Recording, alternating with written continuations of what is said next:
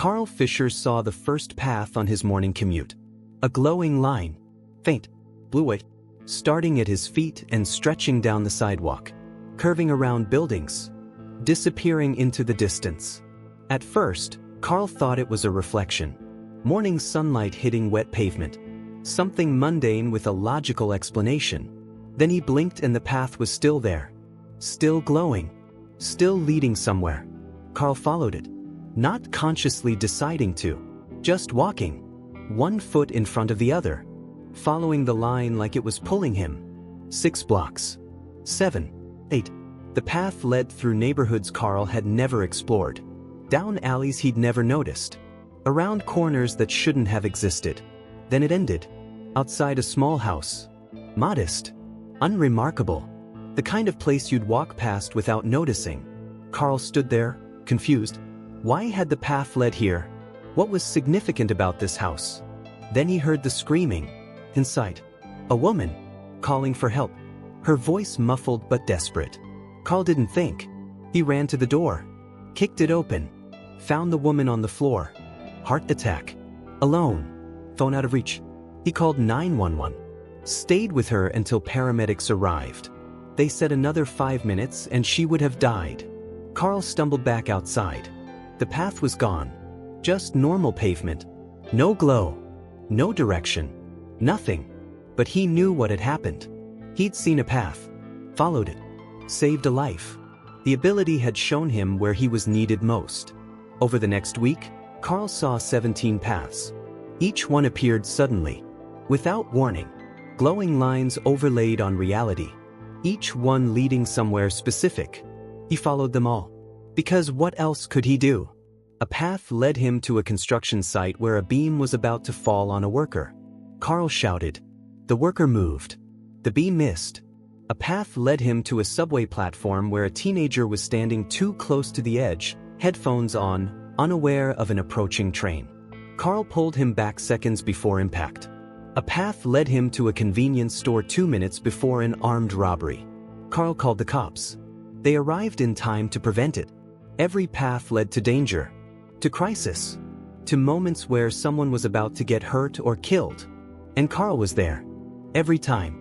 Because the paths showed him exactly where to go. He started calling them death paths. Because that's what they were. Routes to imminent death that only he could see and prevent. Carl learned the rules quickly. The paths appeared spontaneously. No control. No warning. Just sudden visibility overlaid on his normal vision. Each path was unique.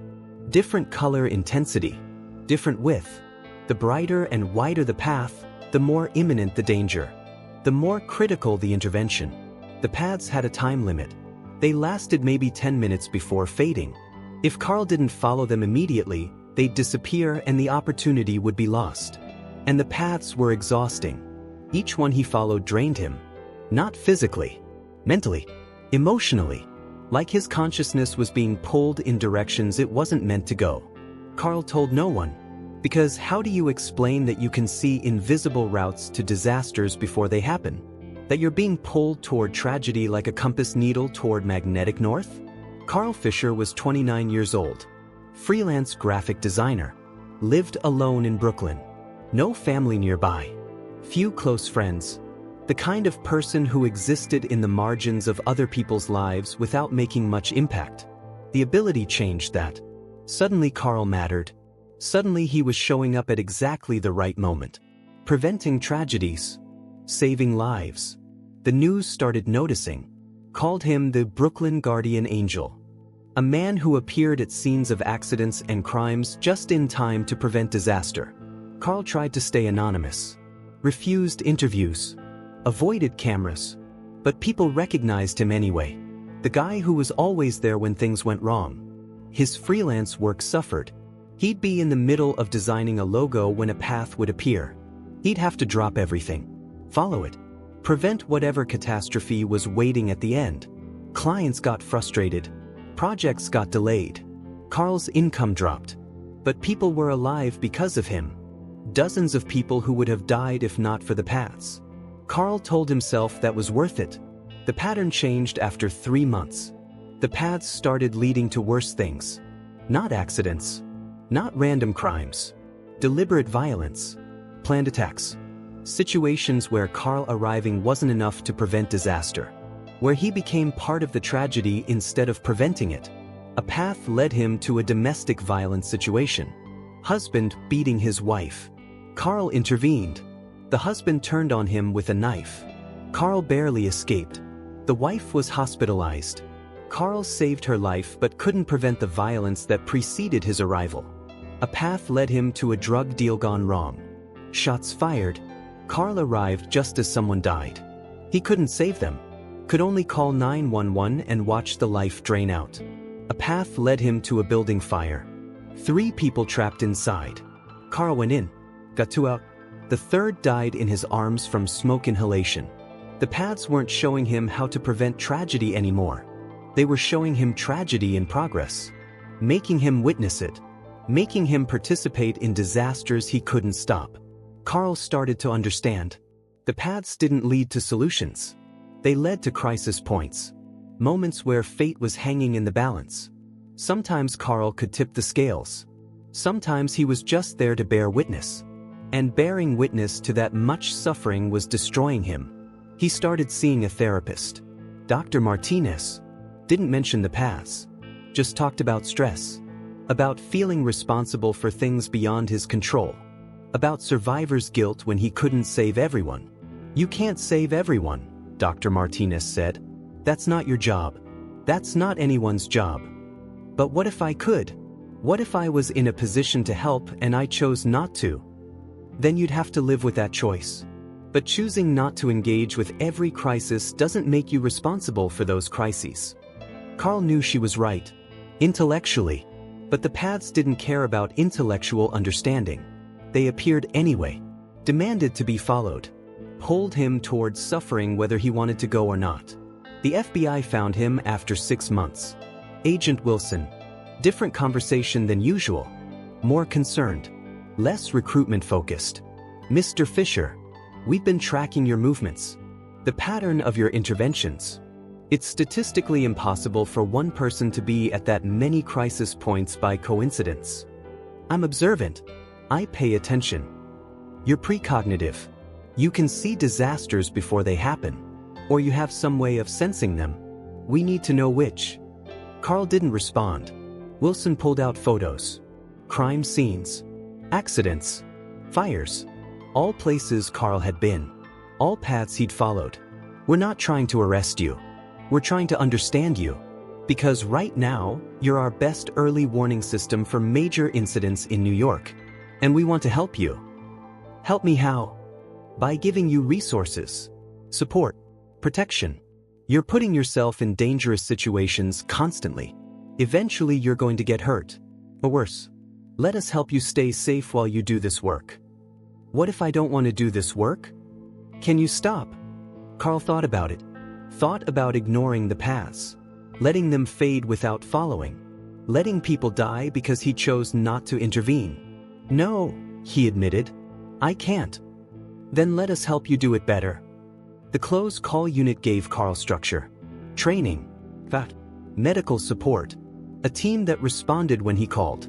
Resources to handle situations that were beyond his ability to manage alone. The paths kept appearing. Carl kept following them. But now he had help. A path led him to a hostage situation. Carl called it in. The unit deployed. They resolved it without casualties. Carl's role was just identification. Early warning. The team did the actual intervention. A path led him to a suspicious package in Grand Central Station. Bomb squad handled it. Carl was just the spotter.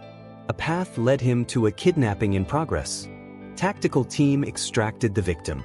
Carl provided real-time updates from the path's direction. It worked better, safer, more effective. But the cost was still there. Every path still drained him. Every crisis still left marks on his psyche. Every person he couldn't save still haunted him. 18 months into his work with the close call unit, the paths changed again. They started branching. Not one path. Multiple paths. Sometimes 5 or 6. All appearing simultaneously. All leading to different disasters. All demanding to be followed. Carl stood on a street corner in Manhattan staring at 6 glowing paths radiating out in different directions. 6 crises. 6 potential deaths. All happening at the same time. He couldn't follow them all. Couldn't be in 6 places at once. Had to choose. He followed the brightest path. The most urgent. Found a car accident. Multiple injuries. Called it in. Saved 3 lives. But the other 5 paths faded. 5 other crises he didn't respond to. 5 other people he didn't help. Carl pulled up the news that night. 5 incidents. 2 deaths. 3 injuries. All at the exact times the other paths had appeared. He could have prevented them. If he'd chosen differently. If he'd followed different paths. But he couldn't follow them all. The ability was showing him more than he could handle. More than any one person could address. And every choice meant someone else didn't get saved.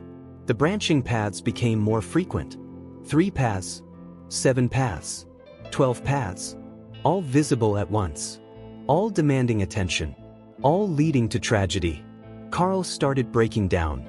Couldn't sleep. Couldn't function. Every time he closed his eyes he saw paths. Glowing lines leading to disasters he couldn't prevent. Dr. Martinez increased his sessions. Prescribed medication.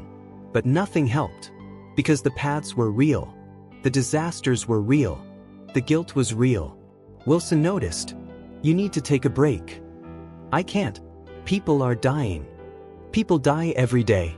You can't save them all. But I can see where they're dying. I can see the paths. And every time I don't follow one, someone dies because of my choice. That's not how it works. You're not responsible for every death in New York. The paths say I am. They show me. They make me choose. And every choice means someone else doesn't get saved. Wilson was quiet. We need to pull you out. You're burning out. I'm already burned out. But the paths won't stop. Carl tried to ignore them. Tried to walk past glowing paths without following. Tried to go about his day while routes to disaster blazed in his peripheral vision. It was torture. Every ignored path felt like murder. Every choice not to follow felt like an active decision to let someone die. Carl lasted 3 days before he broke. Followed every path he saw. Ran himself ragged. Responded to 15 crises in 24 hours. Collapsed from exhaustion during the 16th. Woke up in a hospital with Wilson standing over him. This has to stop, Wilson said. I know. We're pulling you from active duty. You need treatment. Real treatment. Not just therapy. You're having a breakdown. The paths are killing you. You can see disasters but you can't prevent them all. And trying is destroying you. Carl knew. But knowing didn't make it easier. They sent him to a facility in upstate New York. Mental health treatment for operatives with minimal expressions. Other people like Carl who'd pushed their abilities too far and paid the price. He met Ray Torres, the firefighter who couldn't feel heat but was hypersensitive to cold, now struggling with nerve damage and PTSD. He met James Bridger, the man who could stop his heart, now dealing with brain damage from pushing too far in Moscow. He met others, all broken in different ways, all paying the cost of using abilities that were never meant to be used constantly. Carl stayed for 6 weeks, learned to manage the guilt, learned to accept limitations, learned that seeing disaster didn't make him responsible for preventing it. But the paths kept appearing. Even in the facility, even during treatment, Carl would see glowing lines leading out of his room, down hallways, into the distance, each one pointing to someone who needed help. And each one he ignored felt like a small death inside him. They released him after 3 months. Medically retired from the close call unit. Full benefits. Pension. Psychiatric support. Carl moved to a small town in Vermont. Population 800. The kind of place where disasters were rare. Where paths appeared maybe once a month instead of once an hour. He got a job at a local bookstore. Quiet work. Predictable. The paths still appeared. Less frequently. But they were there. Glowing lines leading to small-town crises. Car accidents. House fires. Medical emergencies. Carl followed them when he could. Called 911 when appropriate. Helped when possible. But he stopped trying to save everyone. Stopped running himself ragged. Stopped believing that seeing disaster made him responsible for preventing it. Some paths he followed. Some he let fade. It was the only way to survive. Carl Fisher is 32 now. 3 years since the ability manifested. 2 years since he left the close call unit. 18 months since he moved to Vermont. He still sees the paths. Maybe 2 or 3 a week. Glowing lines overlaid on reality. Each one leading somewhere terrifying. Sometimes he follows them. Sometimes he doesn't. He's learned to live with that choice.